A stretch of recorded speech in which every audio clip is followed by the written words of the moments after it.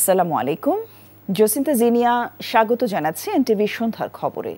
শুধু সরকার পরিবর্তনের জন্য গণ অভ্যুত্থান ঘটেনি দাবি করে জাতীয় পার্টি নাগরিক পার্টির আহ্বায়ক নাহিদ ইসলাম বলেছেন, দেশকে আমূল পরিবর্তনের জন্য জীবন দিয়েছেন শহীদরা। সকালে শহীদ আবু সাইদের কবর জিয়ারতের মধ্য দিয়ে জাতীয় নাগরিক পার্টির মাসব্যাপী জুলাই পদযাত্রা উদ্বোধন শেষে তিনি কথা বলেন।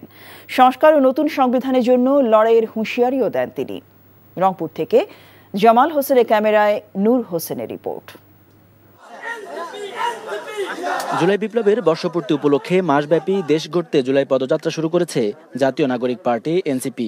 কর্মসূচির শুরুতেই দলের কেন্দ্রীয় নেতাদের নিয়ে জুলাইয়ের বীর শহীদ আবু সাইদের কবর জিয়ারত করেন আহ্বায়ক নাহিদ ইসলাম।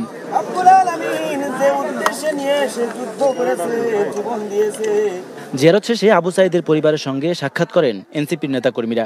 এ সময় বিচার ও দেশ পরিবর্তনে সরকারের দুর্বলতায় ক্ষোভ জানান শহীদের পিতা। এখনো তো কোটা আন্দোলন সংস্কার হয় নাই। তাছাড়া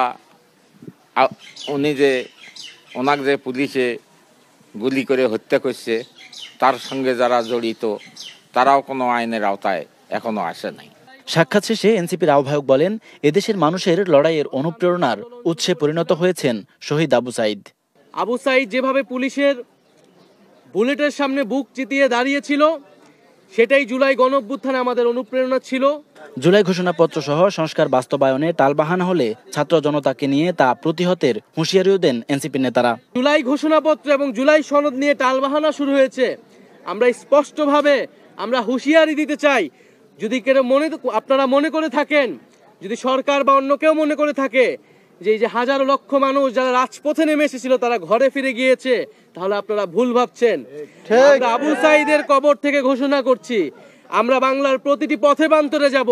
আমরা বাংলার ছাত্র জনতা, তরুণ, শ্রমিকদেরকে আবারও রাজপথে নেমে আসতে আহ্বান জানাবো। এবং আমরা ৩রা আগস্ট ঢাকায় আসছি, বাংলাদেশের জনগণকে, ছাত্রদেরকে, শ্রমিকদের সাথে নিয়ে আমরা ঢাকায় ঢুকবো এবং আমাদের যে জুলাই ঘোষণাপত্র এবং জুলাই সনদ সেটি আমরা আদায় করে ছাড়বো ইনশাআল্লাহ। আবু সাইদের কবর এমন এক জায়গা যেখানে আমরা দ্রোহের শক্তি পাই। আবু সাইদের কবর এমন এক জায়গা যেখান থেকে গোটা বাংলাদেশকে আমরা বিনির্মাণ করার সুযোগ পাই, শক্তি পাই। শহীদ আবু সাইদের কবর জিয়ারতের মধ্য দিয়ে নতুন বাংলাদেশ বিনির্মাণের নবযাত্রা শপথ করছেন জাতীয় নাগরিক পার্টির কেন্দ্রীয় নেতারা। তাদের প্রত্যাশা, বিচার ও সংস্কার কাজ সম্পন্ন করে নতুন বাংলাদেশের ভিত গড়ে যাবে অন্তর্বর্তী সরকার। পরে রংপুরের পীরগঞ্জ বাজার, গাইবান্ধার সাদুল্লাপুরে পদযাত্রা করেন নেতাকর্মীরা। সংস্কার বাস্তবায়নে জনগণকে পাশে থাকার আহ্বান জানান তারা। এনসিপির নীতি নির্ধারকদের প্রত্যাশা, পদযাত্রার মাধ্যমে দেশের প্রতিটি জনপদে পৌঁছে জনগণের মতামত নিয়ে প্রণয়ন করা হবে এনসিপির ইশতেহার। নূর হোসেন, এনটিভি, পীরগঞ্জ, রংপুর। বাংলাদেশ এক অবিশ্বাস্য ঘটনার সাক্ষী হয় ২০২৪ সালের ১ জুলাই। এ দিনটিতেই রোপিত হয় ১৬ বছরের স্বৈরতান্ত্রিক আওয়ামী লীগ সরকারের পতনের বীজ। ১ জুলাই সূচনা বিন্দু থেকে এগিয়ে চলা তুমুল আন্দোলনের পরিসমাপ্তি ঘটে হাজারো প্রাণের বিনিময়ে অর্জিত এক বিজয়ের মধ্য দিয়ে। ছাত্র জনতা ঝাঁপিয়ে পড়ে বৃহত্তর গণ আন্দোলনে। জুলাই গণ অভ্যুত্থানের প্রথম দিনে জুলাই গণ অভ্যুত্থান পুনরুত্থান কর্মসূচি ঘোষণা করলেন অন্তর্বর্তীকালীন সরকারের প্রধান উপদেষ্টা অধ্যাপক মোহাম্মদ ইউনূস। আজ প্রধান উপদেষ্টা তেজগাঁও কার্যালয়ে এ সংক্রান্ত কিউআর কোড উদ্বোধন করেন তিনি। এই কিউআর কোড থেকে জুলাই প্রতিটি দিনের কর্মসূচি জানা যাবে। অনুষ্ঠানে জাতীয় বিশ্ববিদ্যালয় প্রবর্তিত জুলাই শহীদ স্মৃতি বৃত্তিপ্রাপ্ত ২০৪০ জন শিক্ষার্থীর হাতে বৃত্তির চেক তুলে দেন প্রধান উপদেষ্টা। সরকার ঘোষিত ৩৬ দিনের এই কর্মসূচির মাধ্যমে ২০২৪ সালে জুলাই মাসের প্রতিটি দিনকে পুনরুজ্জীবিত করা হবে বলে জানান প্রধান উপদেষ্টা। স্বৈরাচারী সরকারকে হটানোর তাৎক্ষণিক লক্ষ্য অর্জিত হয়েছে উল্লেখ করে ডক্টর ইউনূস বলেন, নতুন বাংলাদেশ বিনির্মাণের লক্ষ্য এখনো পূরণ হয়নি। প্রধান উপদেষ্টা বলেন, সামনের পথ অনেক কঠিন, তবে একই সাথে সম্ভাবনা হয়েছিল। তাৎক্ষণিক যেটা টার্গেট ছিল সেটা আমরা অর্জন করেছি। নতুন ভাবে রাষ্ট্র ব্যবস্থা বিনির্মাণ, নতুন বাংলাদেশ বিনির্মাণ। আমরা প্রতি বছর এই সময়কালটা উদযাপন করব, যাতে পরবর্তীতে 16 বছর আমাদের অপেক্ষা করতে না হয় আবার এই অভ্যুত্থান করার জন্য। আমরা প্রতি বছর এটা করব, যাতে কোনো স্বৈরাচারের কোনো চিহ্ন দেখা গেলে সেটা তাৎক্ষণিকভাবে আমরা বিনাশ করতে পারি। জুলাই আগস্ট হত্যার ঘটনায় মানবতা বিরোধী অপরাধের অভিযোগে দায়ের করা মামলায় ক্ষমতাচ্যুত প্রধানমন্ত্রী, সাবেক স্বরাষ্ট্রমন্ত্রী ও তৎকালীন আইজিপি বিরুদ্ধে অভিযোগ গঠনের শুনানি আগামী সোমবার পর্যন্ত মুলতবি করেছে আন্তর্জাতিক অপরাধ ট্রাইব্যুনাল 1। প্রসিকিউশন অভিযোগ গঠনের উপর শুনানি শেষে আসামিদের বিরুদ্ধে অভিযোগ গঠনের আর্জি জানান। পরে হাসিনা ও কামালের পক্ষে রাষ্ট্রনিযুক্ত আইনজীবী শুনানির প্রস্তুতির জন্য সময় প্রার্থনা করলে সময় মঞ্জুর করা হয়। রাষ্ট্রদ্রোহ ও অন্যায় প্রভাব খাটিয়ে প্রহসনে নির্বাচন দেওয়ার অভিযোগে গ্রেফতার সাবেক প্রধান নির্বাচন কমিশনার KM নুরুল হুদা দায় স্বীকার করে আদালতে স্বীকারোক্তিমূলক জবানবন্দি দিয়েছেন। আজ এ মামলায় 2 দফায় 8 দিনের রিমান্ড শেষে তাকে আদালতে হাজির করা হয়। এ সময় তিনি স্বেচ্ছায় ফৌজদারি কার্যবিধির 164 ধারায় স্বীকারোক্তিমূলক জবানবন্দি দিতে সম্মত হলে তদন্ত কর্মকর্তা তা রেকর্ড করার আবেদন করেন। তদন্ত কর্মকর্তার আবেদনের পরিপ্রেক্ষিতে ঢাকার অতিরিক্ত chief metropolitan magistrate Mohammad Ziadur Rahman তার জবানবন্দি রেকর্ড করেন। পরে তাকে কারাগারে পাঠানো হয়। আওয়ামী লীগ আমলে অনুষ্ঠিত 3টি জাতীয় নির্বাচনে অনিয়ম কারচুপির অভিযোগে ক্ষমতাচ্যুত প্রধানমন্ত্রী শেখ হাসিনা ও সাবেক 3 প্রধান নির্বাচন কমিশনারকে আসামি করে গত 22 জুন রাজধানীর শেরেবাংলা নগর থানায় মামলা করে বিএনপি। এতক্ষণ দেখছিলাম বিএনপি চেয়ারপারসন বেগম খালেদা জিয়ার বক্তব্যের অংশবিশেষ। ফেব্রুয়ারি ও এপ্রিলের মধ্যেই জাতীয় নির্বাচনের অনুষ্ঠানে পূর্ণ প্রস্তুতি নিয়ে কাজ করছে বলে জানিয়েছেন প্রধান নির্বাচন কমিশনার AM নাসির উদ্দিন। প্রধান উপদেষ্টা ডক্টর মোহাম্মদ ইউনূসের সঙ্গে বৈঠকের বিষয়ে সাংবাদিকদের আগারগাঁওয়ে নির্বাচন ভবনে কথা বলেন তিনি। প্রধান নির্বাচন কমিশনার বলেন, জাতীয় নির্বাচন নিয়েই কমিশন কাজ করে যাচ্ছে। স্থানীয় সরকার নির্বাচন নিয়ে প্রধান উপদেষ্টাও কোনো পরামর্শ দেননি। রাজনৈতিক দলগুলোর মধ্যে মতানৈক্য থাকলে জাতীয় নির্বাচনের আগে সব দূর হয়ে যাবে বলে মনে করেন তিনি। সিইসি বলেন, আগামী নির্বাচন কোন পদ্ধতিতে হবে সে বিষয়ে চূড়ান্ত সিদ্ধান্ত এলে সে অনুসারে ব্যবস্থা নেওয়া হবে। আপাতত বিদ্যমান পদ্ধতিতে নির্বাচনের জন্য কাজ করছেন তারা। নির্বাচন কমিশন পুনর্গঠন সংক্রান্ত বক্তব্য রাজনৈতিক বলেও মনে করেন সিইসি AM নাসির উদ্দিন। সম্ভাব্য আপনারা যেটুকু জানেন আমি যেটুকু জানি, ওই সময় যেটা আপনারা যেটা শুনছেন দেখছেন, লন্ডনের ফেব্রুয়ারির কথা আসছে, এর আগে উনি এপ্রিলের কথা আসছে, ওর মধ্যে ওই 2টা টাইম ফ্রেমকে সামনে রেখে আমরা প্রস্তুতি নিচ্ছি। আমরা তো কোনো উড়ে এসে জুড়ে বসে নাই তো, হ্যাঁ তাই না? এবং আমরা তো অগাস্ট বিপ্লবের পরের ফসল, এমন না যে স্বৈরাচারী আপনারা যে বলেন ফ্যাসিস্ট রেজিমের কথা বলেন, এই ফ্যাসিস্ট রেজিম আমাদের নিয়োগ দিয়েছে এমন তো না। আমরা তো এই 5 আগস্টের পরে একটা সম্পূর্ণ একটা ট্রান্সপারেন্ট প্রসেসের মাধ্যমে আমরা নিয়োগপ্রাপ্ত।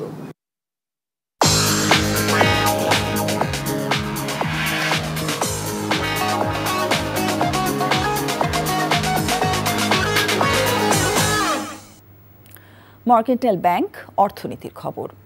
নির্বাচনে বাজেট নিয়ে সরকার কোনো কার্পণ্য করবে না বলে জানিয়েছেন অর্থ উপদেষ্টা ডক্টর সালেউদ্দিন আহমেদ। দুপুরে সচিবালয়ে অর্থনৈতিক বিষয় ও সরকারি ক্রয় সংক্রান্ত উপদেষ্টা পরিষদের সভা শেষে এ কথা জানান তিনি।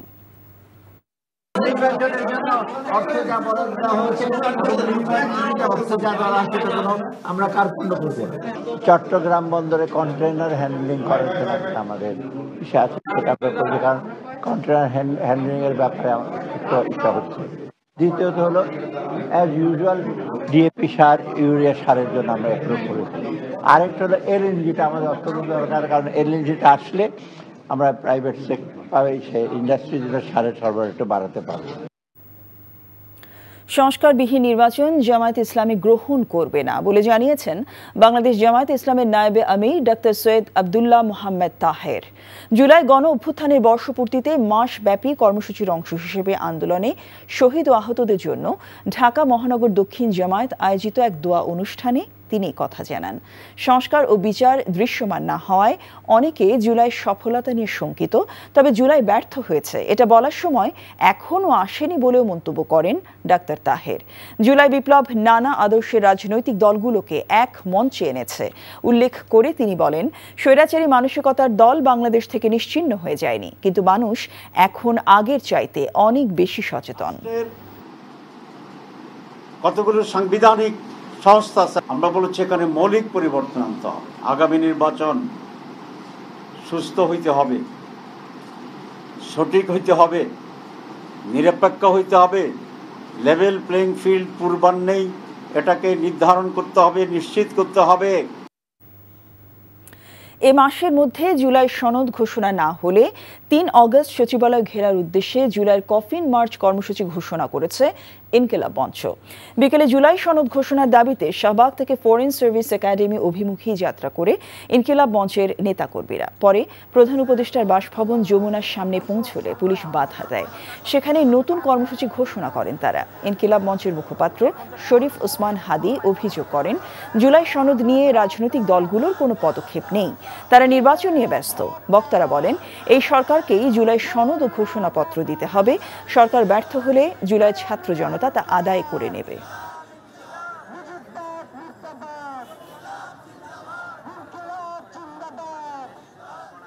31 জুলাইয়ের মধ্যে যে কোনো উপায়ে তারা জুলাই সনদ ঘোষণা করবেন। আমাদের এনসিপির ভাইরা বলেছে তারা জুলাইয়ের পাঠ করতে চায় অগস্টের 3 তারিখ। ভাইরা এই চেষ্টা করলেন না। জুলাই এনসিপির একার না, জুলাই বিএনপির না, জামাতের না, জুলাই 18 কোটি বাংলাদেশের। অগস্টের 3 তারিখ কাফনের কাপড় পরে কফিন নিয়ে সচিবালয় ঘেরাও করার জন্য কফিন মার্চ ঘোষণা করছি। 2016 সালের 1 জুলাই রাজধানীতে হোলি আর্টিজান বেকারিতে জঙ্গি হামলার 9 বছরে গ্রেফতার ও বিচারিক কার্যক্রম শেষে 7 জনকে আমৃত্যু কারাদণ্ড দেয় আদালত। তবে আসামিদের পরিবারের অভিযোগ, ঘটনার আগে আইনশৃঙ্খলা বাহিনী পরিচয় তাদের উঠিয়ে নেওয়া হয়। বিরোধী মত দমন ও ক্ষমতা আঁকড়ে ধরতে অনেক নির্দোষ ব্যক্তিদেরও জঙ্গি তকমা দেয় আওয়ামী লীগ সরকার। তবে দেশে জঙ্গিবাদের বীজ এখনও রয়েছে বলে মনে করেন নিরাপত্তা বিশ্লেষকরা। Apple শাহরিয়ারের report. 2016 সালের 1 জুলাই রাতে রাজধানীর গুলশানে হোলি আর্টিজান বেকারিতে নৃশংস হামলা চালায় জঙ্গিরা। দেশি বিদেশি অতিথিদের জিম্মি করে কুপিয়ে ও গুলি করে 20 জনকে হত্যা করা হয়। নিহতদের মধ্যে ইতালির 9 জন, জাপানের 7 জন, ভারতের 1 জন ও বাংলাদেশের 3 জন নাগরিক ছিলেন। সেই রাতেই বোমা হামলায় মারা যান 2 পুলিশ কর্মকর্তা। সেনাবাহিনীর কমান্ডো দল জিম্মিদের উদ্ধারে অভিযানে নামে। রুদ্ধশ্বাস অপারেশনে 5 জঙ্গির ঘটনাস্থলে মৃত্যু হয়। উদ্ধার করা হয় 13 জনকে। পুলিশের তদন্তে উঠে আসে এই হামলায় জড়িত গোষ্ঠীর নাম নব্য জেএমবি। তবে ঘটনার পর নিজেদের আন্তর্জাতিক জঙ্গি সংগঠন আইএস বলে প্রচার করে। এ ঘটনায় গ্রেপ্তার ও বিচারিক কার্যক্রম শেষে 7 জনকে আমৃত্যু কারাদণ্ড দেয়া হয়। আসামিদের পরিবারের সদস্যদের অভিযোগ, এই ঘটনায় তাদের ফাঁসানো হয়েছে। আমার ছেলেকে 3 মাথায় কোচিং এ যাওয়ার সময় 3 মাথা থেকে পুলিশ উঠায় নিয়ে গেছে, হোলি আর্টিজান কেসে জড়িয়ে দিছে। ওই কেসে আসলে আমার ছেলে ঘুমই ছিল, তখন 1 বছর ঘুম ছিল, ঘুমের মধ্যেই এই কেসটা জড়াই দিচ্ছে। আমার ছেলে তো জানেই না, আমরাও জানি না। আসামি পক্ষের আইনজীবী বলছেন, রায়ের বিরুদ্ধে আপিল করা হবে। আশা করছেন ন্যায় বিচার পাবার। শুধুমাত্র আপনি মনসিস্টের ভিত্তি করে যখন আপনি জাজমেন্টটা পাস করবেন, তখন অবশ্যই আপনাকে অন্য কোনো সাক্ষ্য দ্বারা সেটাকে সমর্থন করতে হবে। আমরা যদি মামলার নথিটা দেখে আসলে কোথাও কিন্তু তার সাথে সংশ্লিষ্ট কোনো এভিডেন্স কালেক্ট করা হয়নি। অন্যদিকে জিম্মি দশা থেকে মুক্তি পেতে বেকারি থেকে পালাতে গিয়ে আইন শৃঙ্খলা বাহিনীর হাতে আটক হন জাকির হোসেন শাওন নামে এক যুবক। পরবর্তীতে জঙ্গি সন্দেহে গ্রেপ্তার ও জিজ্ঞাসাবাদের এক পর্যায়ে মৃত্যু হয় তার। এতদিনেও ছেলের মৃত্যুর বিচার না পাওয়ায় ক্ষোভ জানান পরিবার। দাবি করেন হত্যার সঙ্গে জড়িতদের শাস্তি।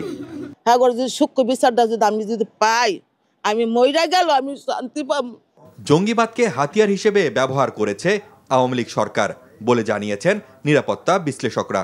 ফ্যাসিবাদ সরকারের সময় কিন্তু এই জঙ্গিবাদকে ব্যবহার করে বিরোধী দলকে নির্মূল করা হয়েছে, যেটাকে বলা হয় ফলস ফ্ল্যাগ।